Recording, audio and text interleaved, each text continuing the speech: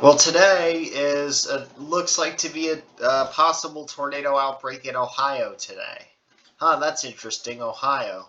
One of my friends lives in Ohio online. Now I know I said I don't really talk to online friends anymore as much or play with them as much, and I gotta be honest. Ever since I've stopped really being dependent on online friends in general, my life hasn't really gotten better, but it hasn't gotten worse. It's just kind of shifted a bit. It might honestly be for the better, but it hasn't really impacted me in a good or bad way. I think more of a good way uh, in a sense that I'm less dependent on people. So it just shows that you can have fun without having a lot of online friends. Even if you have a serious mental disorder like bipolar disorder, you know, you don't want to be reliant on a group of online friends. So, anyways, today we're going to be talking about the Mensa. Oh boy, let me restart. Today we're going to be talking about the Mensa admissions exam. How did it go? What are my results? Well, I'm going to try not to spoil the title for you because when you click on this video, if the title's like, I passed, I failed, or whatever, then you'll be like, oh, well, then I don't need to watch it.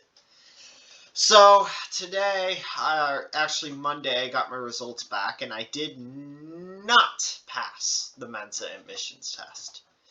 Now, let me explain. Right? First of all, I came from an IQ test in school called the Wechsler test, where I got an average score, average ability. And I knew that that test was a lie. And this test that I took, the Mensa admissions test, was a processing speed test mostly. The questions got very difficult, and I knew all of them. I knew all of the answers to almost all of them. The problem was I ran out of time to do all the answers, and so my score wasn't in the 98th percentile as a result. Regardless of failing, and regardless of I can't get my percentiles released because their headquarters are under state regulations where they're not allowed to release scores or percentiles. The fact of the matter is that I scored well above the average. Probably 115 at least, 120, maybe even 125 on certain sections. And I know that they were well above average, puzzles that I was able to solve, nonverbal tasks and quantitative tasks that I was able to solve. So, I came from, I had a below average intelligence, IQ, when I was measured as a kid. And then I jumped up 7 points on the Wechsler, and now my fluent and quantitative intelligence are quite high. I can tell you that. And I knew that the Wechsler and the tests that I took as a kid were wrong, and all the clinicians said that they were not indicative of my actual intelligence. So what does this mean, right? What does this mean going further? Am I going to still try to join Mensa somehow? Yes, I am. And here's why, right?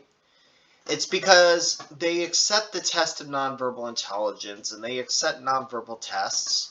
And I feel like if I got one administered without the ridiculous processing speed required, you gotta understand, this was 35 questions in like 7 minutes. And I don't think I've seen anybody but a couple people on this test score really high on nonverbal sections. Usually people get in by quantitative. This was a very difficult test in terms of getting all the questions complete as soon as you could, right? And it wasn't all, honestly, the questions were probably at an IQ level of 120 by the time I got to them, maybe even like 125, 130. I feel like only about maybe 20% would understand the patterns, probably, or 30%, which sounds like a lot until you realize that 3 questions later, that 30%, not every one of that 30% is going to get that right, those 3 questions right. So, yeah, I feel like I did very well on those tests. And honestly, it's provided comfort in my life even though I didn't get into Mensa, knowing that I have the fluid intelligence and the quantitative intelligence to be able to go something in computer science. And one of the sections that I did, which was sequences, nonverbal sequences, was like 10 minutes, and I got to question 41. 41 in 10 minutes. Now, on this test, you have to score ridiculously high to get in the 98th percentile. And I know what you're saying. Yeah, but that's every test. Trust me. Look, not all intelligence tests are as respectable if you're in the 98th percentile, right?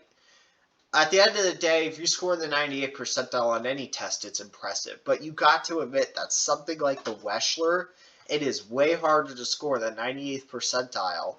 2% will, right? There's got to be 2% that do, but that threshold is not always the same prestige among the tests, right? So it's probably a lot easier to get 98th percentile on the Tony, the test of nonverbal intelligence, than it is on something like the Wechsler, even the test that I took, right? If you don't have a high processing speed, I have a very high processing speed, but the thing is that it was a high processing speed test, but the questions were quite difficult. So it wasn't like the Wonderlic. And as far as I'm aware, American Mensa offers both the Reynolds Adaptable Intelligence Test and the Wonderlic. And I only got one of the tests. And when I contacted them, they say, we only have one test, which I know is complete bullshit. Because you go on Reddit, and you go on all these places, you even go on the American Mensa website, and you basically see that they administer 2 tests. So what I think happened was, if I was in a group session, I would have gotten another chance by taking the Wonderlic and actually having a chance of getting into Mensa, right? Having another chance to get into Mensa. But they never administered me the Wonderlic, so I never got to take it. Sorry. I never got to take it.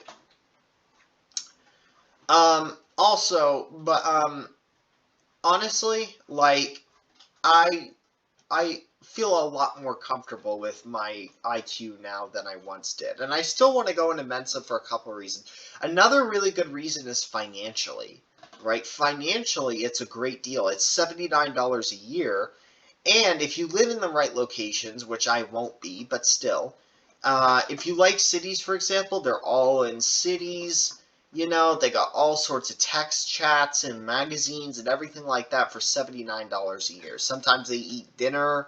They have shows. You could get discounts at stores like computers, hotels, things like that.